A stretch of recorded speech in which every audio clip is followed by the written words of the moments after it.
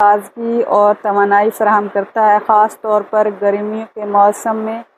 آلو بخارے میں anti oxidants پائے جاتے ہیں جو جسم کے خلیوں کی حفاظت میں مددگار ثابت ہوتے ہیں۔ میں نے اچھی طرح ہاتھ واش کر لیے ہیں، نیل کٹے ہوئے ہونے چاہیے اور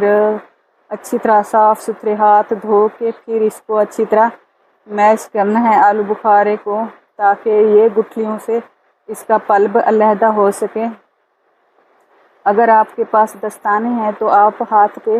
دستانے بھی چڑھا سکتے ہیں۔ میں نے اچھی طرح ہاتھ واش کر کے پھر اس کا پلب گٹک سے علیحدہ کیا ہے، اور اس گٹک والے میں پلب میں بھی میں نے تھوڑا سا پانی شامل کر لیا ہے، تو اس کو اسی وقت جو شربت بنائیں گے اس میں استعمال کریں گے۔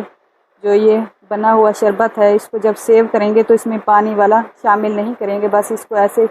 فریش سیو کریں گے جو